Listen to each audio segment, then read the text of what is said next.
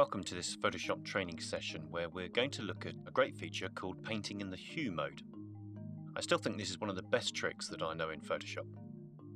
Here I've got a picture of a Mini, and it's a green Mini as you can see, and what I want to do is I want to repaint just the green parts of the Mini. Many people, when I ask them how they would go around changing the colour of the Mini, they would initially try to make a selection. So they might take the magic wand tool and then try to spend some time building up a selection of the Mini. You can maybe hold down the Shift key and go around it and do so on. This obviously would be very time consuming. I'm just going to cancel that selection, Apple D on the Mac or Control D on Windows.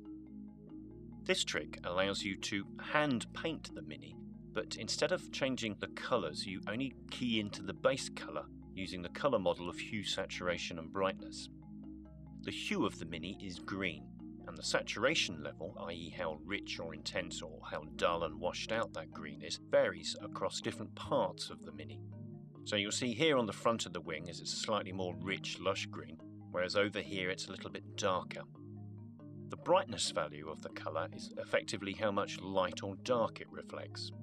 So of course, what gives the illusion of 3D in a 2D photograph is the distribution of shadows, the brightness and the contrast in effect. I'm going to take a paintbrush and I'm going to choose a colour that I want to put the Mini into, and I want to see what this Mini is going to look like in blue, so I'm going to select a nice rich blue here, click OK. And by default the painting mode is in the normal mode, and I'm going to paint it with 100% opacity. I don't want to leak colour around the edges, so I'm going to choose a hard-edged brush. Now, a really nice new feature in CS4 version of Photoshop, if you hold down Control and Alt on both Mac and Windows and then drag, you can now dynamically make your brush bigger or smaller. This is a really super enhancement in Photoshop CS4. You could of course have used the two brackets, the two keys to the right of P on the keyboard, which does the same trick. If I start to paint the Mini now, of course by painting in the normal mode with 100% opacity, we'll just completely obliterate the Mini of course. It's painting 100% ink on top of what's already there. I'm just going to undo that. This is something I've seen lots of people do over the years, is they take down the opacity percentage, so I'm going to take that down to 50%. And now if I paint the Mini, you can still see parts of the Mini through it, but again, not really very realistic. So again, I'm going to undo that. I'm going to go back to full opacity, so putting 100% back into there. This time, what I need to do, still keeping my brush retained, is I need to put my brush into the hue mode. And this means that it's only going to take the hue of my selected colour, which is blue, and it's only going to replace the hue element of the Mini. So it's going to change the green of the Mini to the blue of my selected colour. It will have no result over white, black or grey, because they contain no hue. It's not going to change the saturation levels of the colour of the Mini either. So where it's more lush here and slightly duller here, that's going to be retained. I would probably think that this is the most technically accurate method of being able to change the colour of an object. So if I click and keep my finger down now, I can now repaint the Mini and I get a totally different effect. And you'll see how it's only keying in and changing the hue element. And notice how it has no effect over pure white. I'm accidentally going to go over my lawn a little bit here, as well as go over this light at the front. You can see I've also gone over the little indicator light here. I could then go round, and by holding down Control and Alt and dynamically changing my brush, I can then paint into the smaller areas, and realistically I would only expect to take a couple of minutes tops to be able to go round and do a reasonable paint job of the Mini. Now, the areas that I've accidentally gone over, to be able to undo these, and this introduces the history feature, or sometimes called the restore feature in Photoshop.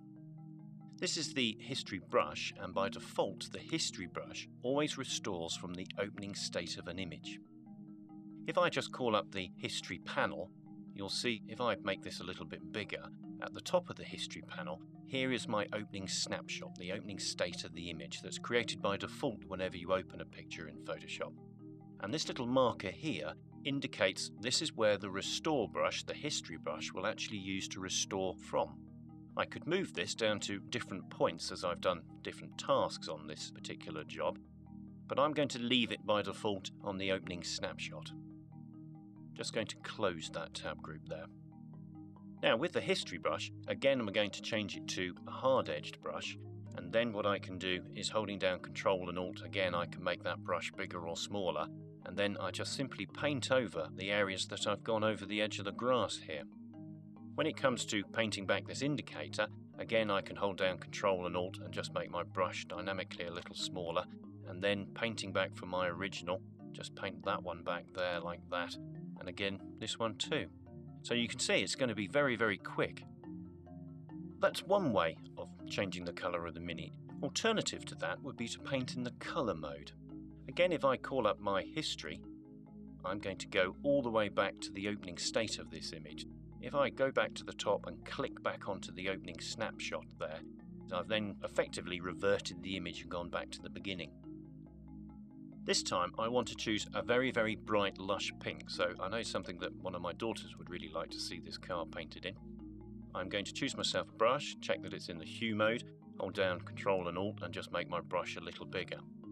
Now if I paint over the Mini this time, then yes, it is repainting the Mini, but the colour is not quite as vivid or saturated or intense as the colour I've chosen over here. So I'm going to undo that, but this time paint in the colour mode.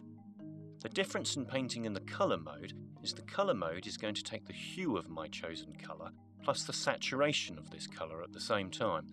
So now when I repaint the Mini, I'm actually dynamically changing the saturation values of the colour as well as replacing the hue value of the Mini. So considerably different. The hue mode, as I said, is technically more accurate because you're only changing the colour value, but the colour mode is excellent too because it allows you to be able to change the saturation as well as the colour as you paint. So there we go, that's painting in the hue mode and the colour mode.